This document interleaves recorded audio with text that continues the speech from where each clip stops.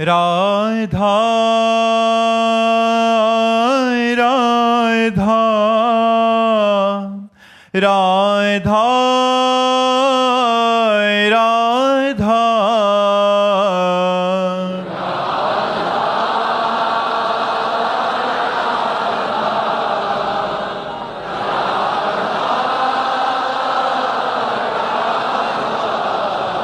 हाय राधा राधा राधा राधा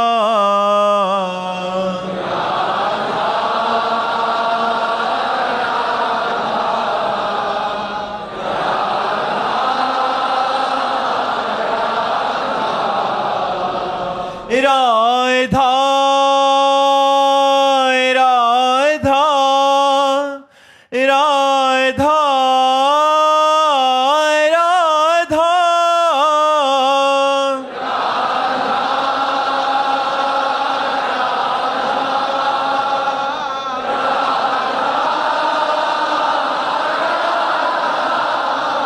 हाय राधा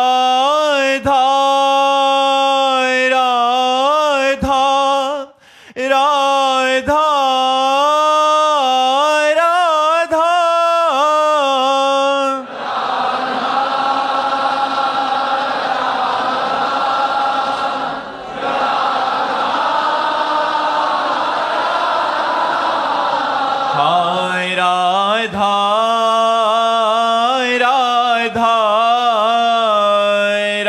राधा राधा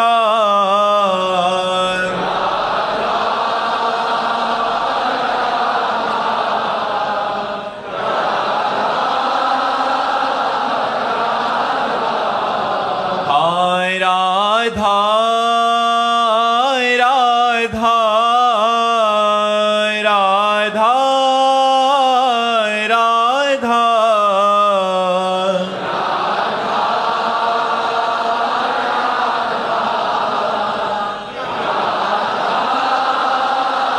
राधा श्री राधा वल्लभ लाल की, समस्त संत हरि भक्तन की, श्री वृंदावन धाम की, सद्गुरुदेव भगवान की। मोनू जी झारखंड से। राधे राधे महाराज जी। महाराज जी, आपके निज सेवा में जितने भी संत बाबा जी हैं लगभग सबकी बड़ी बड़ी जटाएं हैं। महाराज जी, क्या सहचरी भाव के लिए बड़ी जटाएं रखना? नहीं, सहचरी भाव के लिए नहीं। बाबा जी रोज क्या प्रेस करें? रोज दाढ़ी बना को मैं तो कहोगे रोज बाबा जी होकर के दाढ़ी बनाते हो यार, कैसे जी लेते हो यार।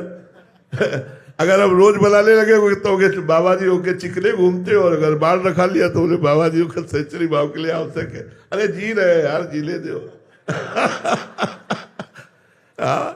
अब रोज साबुन लगावे, तेल लगावे, कंघा चलावे तो कहोगे यार क्या जुल्फे काड़े बाबा जी घूम रहा है। और अगर अब ऐसे ही जंगली की तरह जी रहे तो भी कहेंगे क्या इसकी जरूरत क्या, काहे को जटा बढ़ाए हो, तो हमें जीने दो और भजन करो। लक्ष्मण चौहान जी मऊ से। राधे राधे महाराज जी। महाराज जी, आपके चरणों में कोटि कोटि प्रणाम।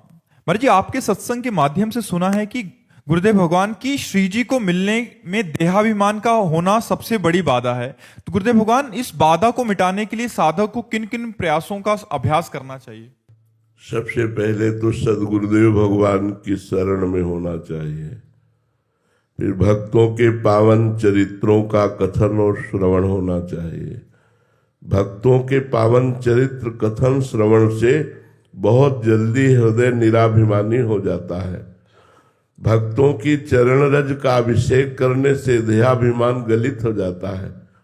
बिना भक्तों की चरण रज का सेवन किए देहाभिमान गलित नहीं होता है।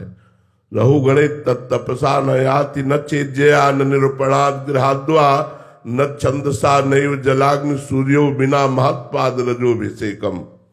महापुरुषों की चरण रज का अभिषेक किए बिना ये देहाभिमान गलित नहीं होता। इसलिए सदगुरुदेव की शरण में होकर भक्तों का संग, भक्तों के चरित्र सुनना, भक्तों का सेवन, मन वचन कर्म से उनकी सेवा बन जाए तो भगवान की असीम कृपा भक्त सेवन से होती है।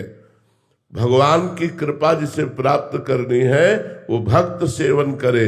भक्त सेवन करने से तिनकी संगति रात जाति कुल मद सब नंसई।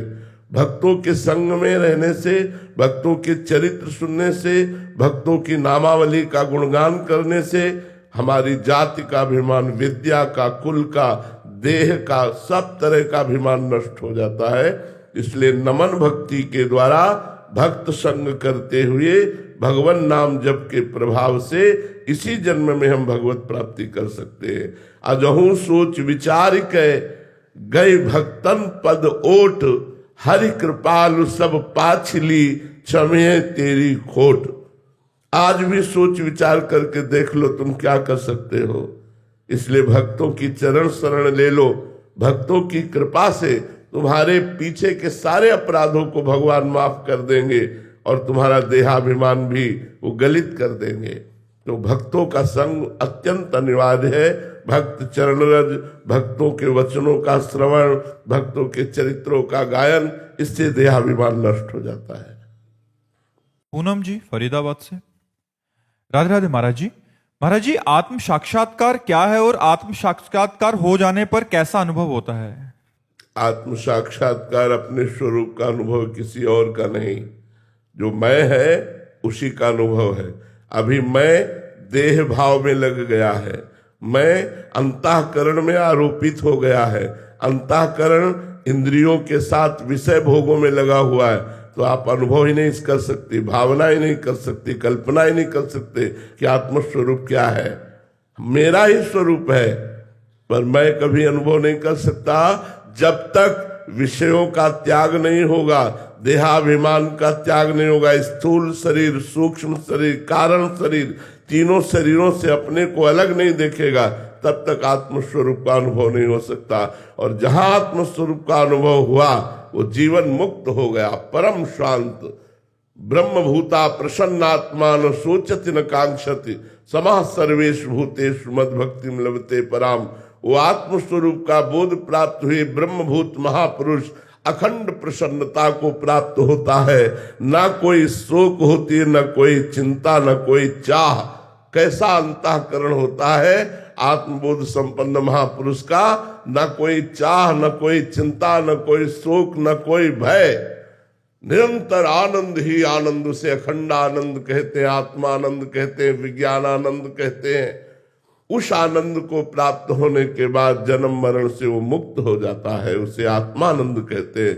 वो अनुभव तभी होता है जब लोक और परलोक के समस्त भोगों से वैराग्य, स्थूल सूक्ष्म कारण तीनों शरीरों के राग का त्याग और निरंतर अपने स्वरूप में रमण।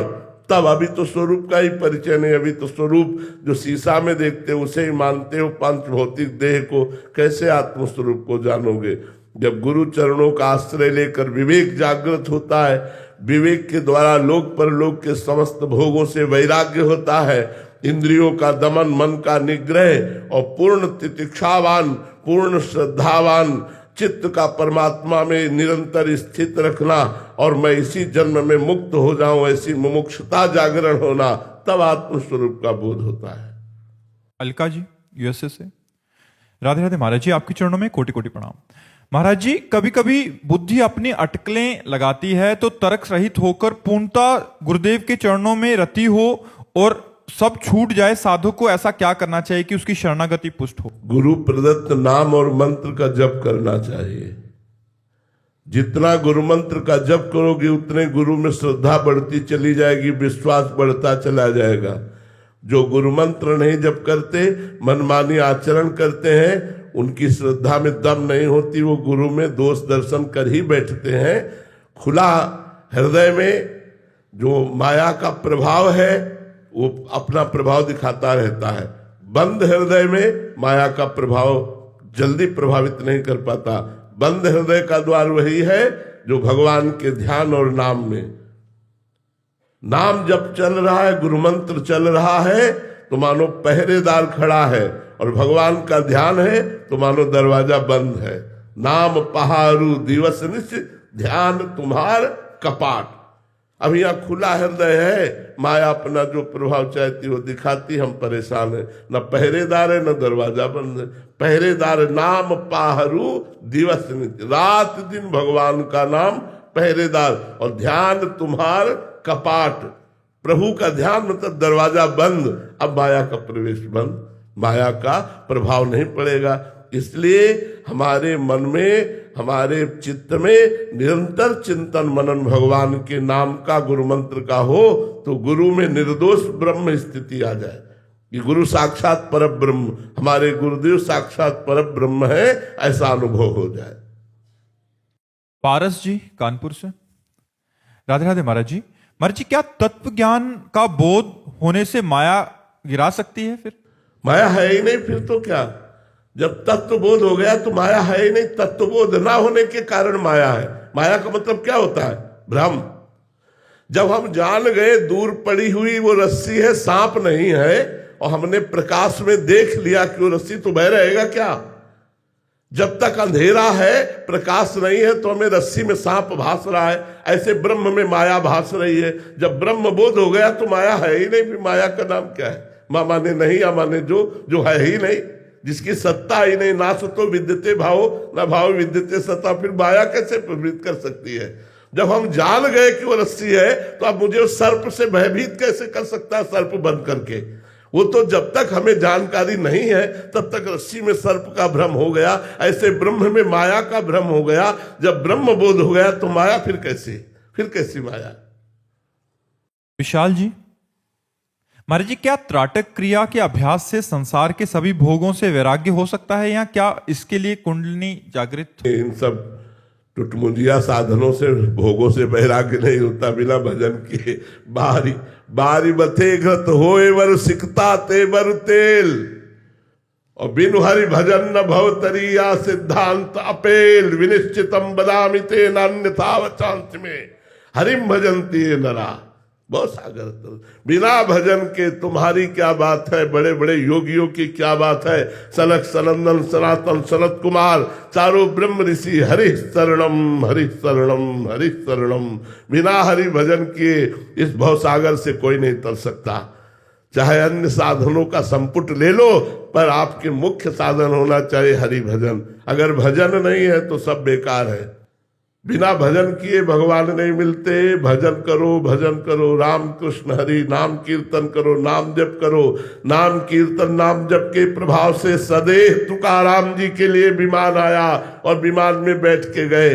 नाम जप के प्रभाव से सदैव अटल पदवी पर आज भी ध्रुव विराजमान है।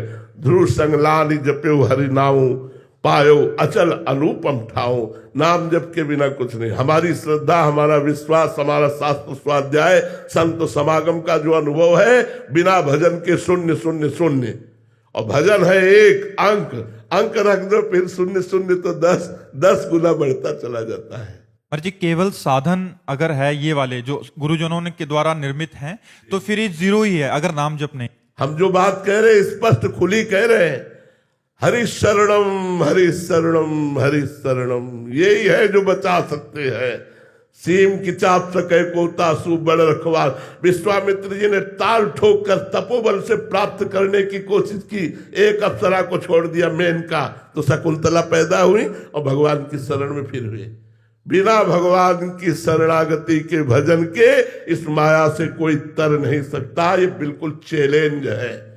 भगवान गीता जी में कहते हैं, दैवी हेसा गुणमयी मम माया दुरत्तया मामेव ये प्रपद्यन्ते माया में ताम तरंति। मेरी शरण में आ जाओ, मैं तुम्हें माया से मुक्त कर दूंगा। और अगर उनकी शरण में नहीं तो एक घटना तुम्हें विक्षिप्त कर देगी। ये माया है। शिव विरंचिका मोहई को है बपुरान, असजिय जानी भजी मायापति भगवान।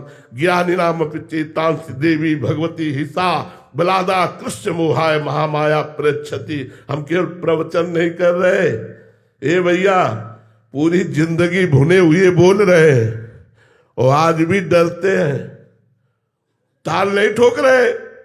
किससे? भगवान की प्रचंड माया से आज भी डरते हैं और बचपन से लगे हुए हैं। भगवान की कृपा से जैसे उन्होंने चलाया, बहुत सुंदर चलाया, बड़ी कृपा की। आज भी डर रहे हो, मरते दम तक डरते रहेंगे और डरते डरते ही निर्भय हो जाएंगे। और जो निर्भय होकर ताल ठोक दिया, अगर मुंह भरा ना गिर जाए तो हमसे बात कर लेना आके। अगर कोई ताल ठोक दे माया को, मुंह भरा ना गिर जाए तो हमें बताना। आज तक जितने गए सर झुका के गए, सर उठा के जाने की कोशिश नहीं। या सर झुका के तृणादपि सुनीचेन तरोरि सहिष्णुना अमानिना मान दीन कीर्तनिया सदा हरि। महाराज जी सर उठा के क्या तात्पर्य? अभिमान, बड़े बड़ों को धूल चटा दी माया ने, औरों की बात जाने दो। इसलिए बहुत सावधानी। नाम जप करो, त्राटक क्रिया आदि सहायक है। जैसे हम नाम जप कर रहे हैं, हमारा मन चंचल हो रहा, हमने त्राटक क्रिया की, अब हमारे मन को सहयोग मिल गया, अब एकाग्रता हमारी पुष्ट हो रही नाम जप में। लेकिन नाम जप ही नहीं, केवल त्राटक किया है तो उससे बात नहीं बनेगी। जैसे हम पद्मासन में बैठे हैं, वो मंत्र जप कर रहे तो हमारा सहयोगी हुआ पद्मासन। अगर मंत्र जप नहीं कर रहे तो केवल पद्मासन में बैठने से भगवत प्राप्ति थोड़ी हो जाती है, इससे थोड़ी हो जाती है। अंदर का चिंतन कहाँ है? अनन्यस चिंतयन्तो माम, भगवान आदेश कर रहे हैं, अनन्य चेता सततम यो माम स्मृति नित्य साथ। शास्त्रों की बात को समझो, संतों की बात को समझो। तुम्हारी बात को हम काट नहीं रहे, तुम्हारी बात को और पुष्ट कर रहे हैं कि उसे भगवत भजन से युक्त करो। श्लोक जी, महाराज जी दीक्षा का अर्थ समझना चाहता हूं कि दीक्षा का वास्तविक अर्थ क्या है? इच्छा को समर्पित कर देना ही दीक्षा कहते हैं।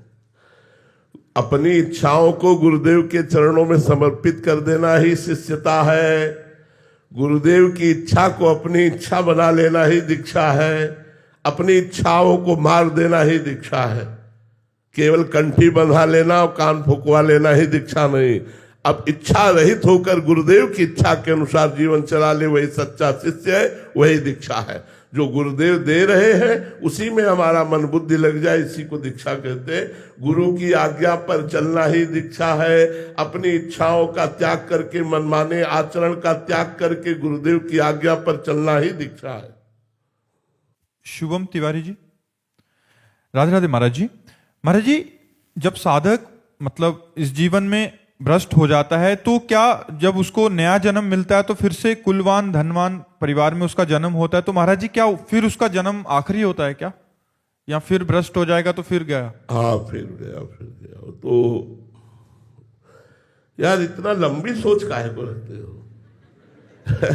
क्या यार, मनुष्य की यही दुर्दशा है कि वो आज सुधरना नहीं चाहता, वो कल सुधरने के लिए आज भोग भोगने के लिए छूट दे रहा है। यार ऐसा क्यों करते हो? एक बार गलती हो गई, एक बार हम भ्रष्ट हो गए, हम उसे तुरंत सुधारते हैं। हम अगली श्वास को भगवत प्राप्ति के योग्य बनाएंगे। अगला कदम भगवत प्राप्ति का होगा। अरे हम अविनाशी के बच्चा है, भगवान के बच्चा है यार, हम इतना लंबा समय क्यों छोड़ दे कि अगला जन्म हमारा फिर हो और भगवान की हम शरणागति ले।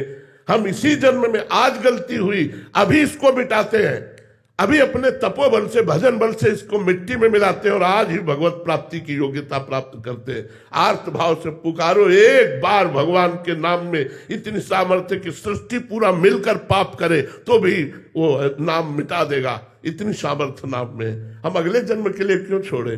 और अगर आज अभ्यास भोगों का कर रहे तो अगला जन्म भी भोगाभ्यास में ही जाएगा, पक्का लिख लो। भले श्रीवान धनवान कुलवानों के यहाँ हो तो भोगाभ्यास में ही जाएगा। इसलिए आज हम भजन पक्का करें तो कल अगर हमारा जन्म भी होगा तो भजन अभ्यास में ही जाएगा। जी ज्यादा मानसिकता है कि आज भोग लें, या तो बुढ़ापे में भजन कर लेंगे, अगले जन्म में कुलवान। अगर जवानी में भजन का अभ्यास नहीं किया तो बुढ़ापा में भजन का अभ्यास नहीं होगा। जैसे जवानी में पिस्तौल नहीं चलाई तो बुढ़ापा में आप निशाना नहीं लगा सकते, एक लौकिक निशाना नहीं लगा सकते, फिर अलौकिक परमात्मा को, लक्ष्य को वेधना, ये तो बहुत कठिन बात है। अगर आपने जवानी में अभ्यास नहीं किया तो बुढ़ापे में भजन नहीं होता। जो भोगाभ्यास के त्याग का अभ्यास करता है और भजनाभ्यास बढ़ाता है वही परमार्थ में चलता है। जो आज भोगों के लिए छूट दे दिया और कल भजन के लिए, वो कभी भजन नहीं कर सकता। जो कल भोगों के लिए छूट दे दे, आज भजन करे, वो भले निकल जाए। पर जी जिसने अभी जीवन भर भोग लिए पर अभी बुढ़ापा आ गया, अभी आपके प्रवचन मिले और आज सुधरना चाहता है, तो वो क्या करे? राधा राधा रटे और ब्रेक लगा दे सच्ची।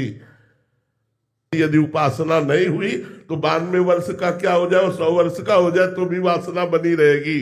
उपासना से ही वासना का नाश होता है, अवस्था से वासना का नाश नहीं होता। क्रियाएं भले ना हो पावे लेकिन वासना ज्यों की त्यों बनी रहती है। इसलिए मन को जवानी से भगवान के भजन में लगाना चाहिए। हाँ, ओमर जी कानपुर से।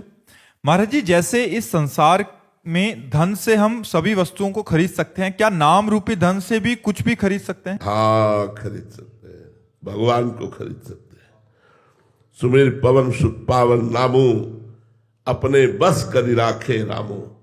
भगवान राम के नाम के प्रभाव से हनुमान जी ने राम जी को अधीन कर लिया। भगवान कहते हैं ऐसा नाम जपने वाला भक्त मुझे बेचे तो बिक जाऊं। नाम में इतनी सामर्थ्य कि आप भगवान को खरीद सकते हो। ना इतना तप में सामर्थ्य है और न किसी और साधन में। नाम में सामर्थ्य है कि नाम रूपी धन देकर प्रभु को आप ले सकते हैं। यही तो हम कर रहे हैं, जितने साधु महात्मा यही तो कर रहे हैं। भगवान का नाम रूपी धन एकत्रित करते हैं, उनके चरणों में समर्पित कर देते हैं, तो भगवान अपने आप को समर्पित कर देते हैं। नाम रूपी धन से ही हम भगवान को खरीदते हैं। नाम रूपी धन इतना भगवान बिक जाते हैं कि भक्त के चरण दाबने लगते हैं, भक्त की सेवकाई करने लगते हैं, भक्त का दासत्व स्वीकार कर लेते हैं।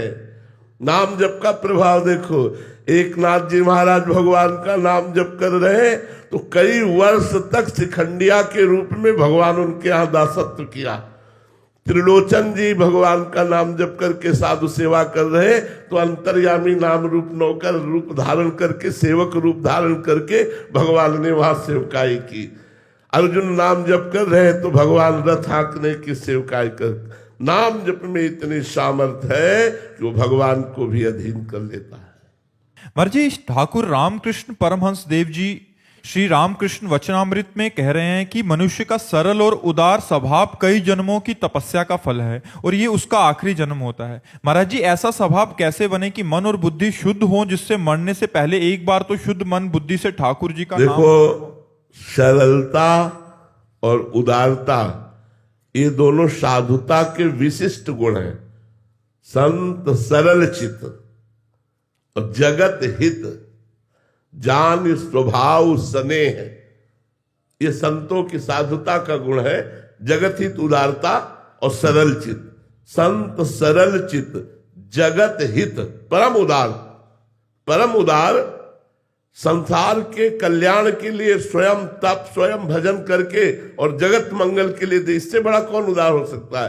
तो उदारता, हरिवंश नाम है जहां तहां तहां उदारता, सकामता तहां नहीं, कृपालुता विशेखिए। हरिवंश नाम लीन जे अजात शत्रु ते सदा, प्रपंच दम्भादि दे तहां कछु न पेखे। हरिवंश नाम जे कहे अनंत सुख तेल है, दुराप प्रेम की दशा तहां प्रत्यक्ष देखिए। प्रेम मूल यह नाम है। जब भगवान का नाम जप करोगे और संतों का संग करोगे, भगवान की लीला कथा सुनोगे, भगवान की लीला कथा का गायन करोगे, तो ये भागवतिक सद्गुण है। जो सरलता और उदारता है ये भगवान के गुण है, इसीलिए संतों में आ जाते हैं। तो आप जब नाम जप करो, लीला कथा का श्रवण गायन करो, तो आपके हृदय में संतों के संग के प्रति प्रियता बढ़ेगी और संतों में ये गुण विराजमान होते हैं, सरलता और उदारता। सरलता और उदारता भगवान को रिझा लेती। मोहि कपट छल छिद्र न भावा, सरल स्वभाव न मन कुटिलाई। ये बहुत जरूरी है। कपट छल आदि का, दोष दर्शन आदि का त्याग सरलता सहजता से होता है। ये सरल स्वभाव भगवान का है, संतों में उतरता है। तो जब हम भगवान का नाम गुणगान करते हैं और संतों का संग करते हैं तो दो महान सद्गुण हैं, सरलता और उदारता, ये हृदय में आ जाते हैं। सबके प्रति उदार, क्या करूं जिससे जगत का मंगल हो जाए, क्या करूं जिससे सब कोई सुखी हो जाए, सब कोई दुख रहित हो जाए, ये संतों का स्वभाव होता है, क्योंकि उनमें उदार वृत्ति होती है और सरल चित होते हैं। तो भगवत आराधना से स्वभाव आ जाता है। अरे जी, परमहंस जी कह रहे हैं कि कई जन्मों की तपस्या का फल है ये, तो क्या एक जन्म में भी ये संभव है महाराज जी? तो हमारा आखिरी जन्म है, क्यों नहीं मान लेते आप? कई जन्मों से हम तपस्या कर रहे, तब मुझे मनुष्य शरीर मिलकर के साधु समागम मिला, क्यों नहीं मान लेते कि हमारा आखिरी जन्म है? संत समागम मिला कि हमारा आखिरी जन्म है, निश्चय कर लेना चाहिए। यदि आखिरी जन्म ना होता तो हमें संत समागम ही न मिलता। संत समागम मिला, संस्कृति कर अंता, बड़े भाग पाइब सत्संगा और बिनय प्रयास होय भव भंगा। सत्संगति संस्कृति कर अंता, संस्कृति मतलब जन्म मरण के चक्र का अंत समय जब आता है तब हमें संतों का संग मिलता है। तो हम मान लेते हैं, जैसे भगवान शंकराचार्य जी ने कहा, हजारों जन्म की साधना के बाद किसी के अंदर मुमुक्षुता जागरण होती है। जैसे शास्त्रों में आया कि बहुजन्म के जब पुण्य एकत्रित होते तब भक्ति लाभ होता है। ये सब हो चुका, हमारे बहुत जन्म हो चुके, हजारों जन्म हो चुके, हमारी तपस्या हो चुकी, इसीलिए हमें वृंदावन धाम में संत समागम मिल रहा है। अब हम इसी जन्म में भगवान को प्राप्त करेंगे, ऐसा मानना चाहिए। श्री राधा वल्लभ लाल की जय। संतों के द्वारा ही जगत मंगल हो रहा है। हाँ, उनके दर्शन से, स्पर्श से, संभाषण से हमारे जगत का मंगल। अगर संत भगवान न हो तो जो पाप प्रवृत्तियां मानसिकताएं में बढ़ रही हैं उनका निराकरण ना हो पावे।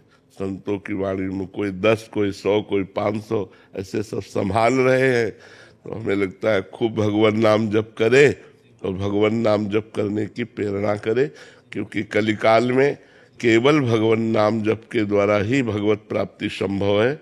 दूसरे और साधन सब शून्य होते चले जा रहे हैं। इतनी योग्यताएं नहीं रह गई कि अन्य साधनों के द्वारा भगवत प्राप्ति की जाए। बहुत सहज सरल कृपा सिंधु भगवान का नाम है, उस नाम को खुद जपे और दूसरों को जपाए और भगवान नाम की जय जयकार करे, जिससे जगत का मंगल हो। नाम जिसके कान में पड़ता है उसके पाप नष्ट होते हैं। नाम संकीर्तनम यस्य सर्व पाप प्रणाशनम, सर्व पापों का नाश करने वाला है। तो खूब भगवान नाम की जय जयकार, भगवान नाम की गुण। कलयुग में लीला गुण नाम यही परम साधन है। भगवान की लीला कथा खूब गाओ, खूब सुनो, नाम कीर्तन करो, नाम जप करो, इसी से भगवत प्राप्ति संभव है। जी, एक चरणों में आपके निवेदन की चित्रकूट धाम की महिमा। भगवान श्री राम की पावन वैराग्य की भूमि है। परम वैराग्य में जीवन व्यतीत करते हुए अगर वहां कुछ ही समय वास कर लिया जाए, चित्रकूट में कुछ ही समय वास कर लिया जाए संयम से, देखो वैराग्य भूमि है। अगर वहां राग पूर्वक भोगों का सेवन करते हुए आप वास करेंगे तो विशेष लाभ नहीं मिलेगा।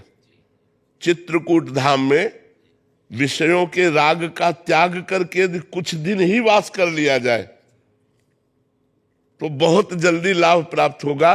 वैराग्य के बिना चित्रकूट में लाभ प्राप्त होना कठिन है। जैसे अनुराग के बिना वृंदावन धाम में लाभ प्राप्त होना कठिन है, जैसे तप के बिना हिमालय में, उत्तराखंड में वास करना लाभदायक नहीं हो पाएगा। तप प्रधान जीवन, वैसे चित्रकूट में वैराग्य प्रधान जीवन, वृंदावन धाम में अनुराग प्रधान जीवन, काशी में ज्ञान प्रधान जीवन। अलग अलग भूमि का अपना अपना महत्व है। तो जो चित्रकूट भूमि है ये भगवान के अनुराग जहां विराजता है, तो अनुराग विराजता है वैराग्य रूपी सिंहासन पर। अगर वैराग्य रूपी सिंहासन नहीं है तो अनुराग रूपी राजा हृदय में नहीं बैठ सकता। और मिले ही न रघुपति बिन अनुरागा कि कोटि जप जोग विरागा। तो जो वैराग्य है वही अनुराग का प्रादुर्भाव करता है। तो चित्रकूट भूमि में जो भी वास करते हैं परम वैरागी, इसीलिए संतों को वैरागी संत कहते ही हैं। चित्रकूट वासियों को वैरागी संत ही कहते हैं कि सब विरागी वैरागी संत है। तो इसलिए वैराग्य प्रधान देश है। वैराग्य पूर्वक विषयों का त्याग करके भगवान के विरह में जलते हुए जो वहां नाम जप करते हैं उन्हें बहुत जल्दी लाभ प्राप्त होता है। महाराज जी, कुछ लोग पागल कहते हैं, कुछ लोग चालाक कहते हैं। हम अपनी मौज में काम कर रहे हैं, जितने हमारे साथ लोग जुड़े हैं सब अपनी मौज में काम कर रहे हैं। आपसे बस आशीर्वाद हमें चाहिए कि हम सबका धैर्य न टूटे, हम सबकी हिम्मत बनी रहे। तो बड़े सौभाग्य की बात है कि आप माँ का वात्सल्य लेकर ऐसे बच्चों का भी पालन पोषण कर रहे हैं, ऐसे बच्चों को भी उत्साह दे रहे हैं। नहीं तो जीवन से निराश हो जाते हैं ऐसे बच्चे। आप बहुत धन्यवाद की पात्र हैं। आप ऐसे ही कहते रहे, लोगों को कहने, लोग क्या जाने स्वार्थी लोग हैं। आप परमार्थ में चल रही है, शुद्ध परमार्थ है। क्योंकि ऐसों के मन में उत्साह, ऐसों को प्यार देना, ऐसे को दुलार देना, ये आपकी महानता है जो आपने सबको छोड़ करके इनको स्वीकार किया है। अवश्य अवश्य कीजिए, अवश्य कीजिए। महाराज जी, हम इन बच्चों की शिक्षा कर रहे हैं, इन बच्चों के सामाजिक उत्थान का प्रयास कर रहे हैं। इन बच्चों को अध्यात्म से कैसे जोड़ें, हमें वो मार्गदर्शन। अगर ये जैसे नाम किसी भी तरह स्मरण करने लगे, मान लो आपके निर्देशन से, तो बात बन जाए राधा राधा राधा राधा राधा, तो इनका हृदय निर्मल होने लगेगा, निष्पाप होने लगेंगे, इसका मंगल होने लगेगा। नाम जो है भाव कुभाव अनकाल सहु, नाम जपत मंगल दिस दसहु, दसों दिशाओं में मंगल होता है। तो बच्चे किसी तरह नाम जप करने लगे, ऐसे आप प्रेरणा कीजिए।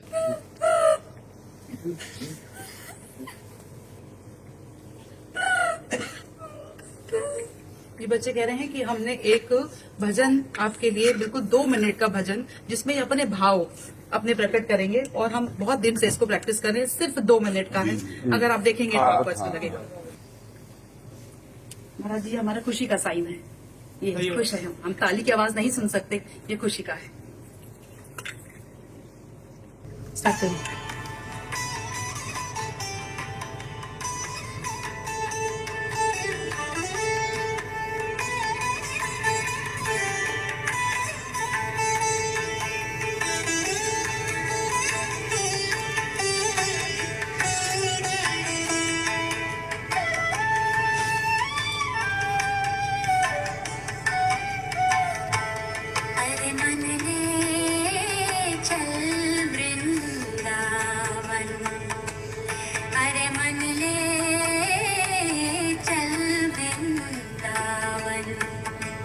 यमुना के तट लेके चल राधा के चरणन, अरे मन ले चल वृंदावन।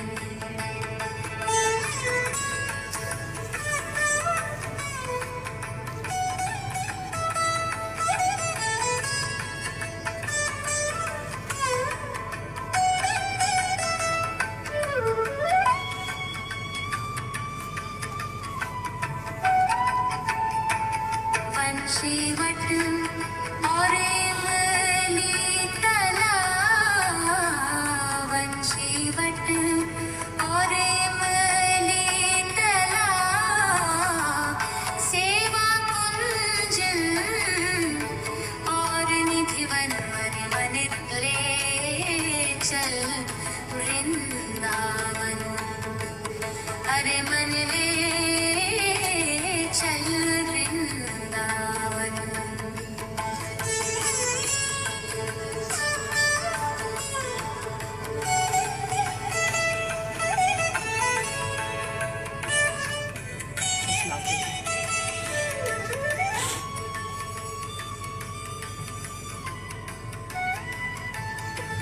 श्रृंगारवट और केशी घाट, राधा कुंड और राधा बाग, करनी है रज वंदन, अरे मन ले चल वृंदावन, अरे मन ले चल वृंदावन।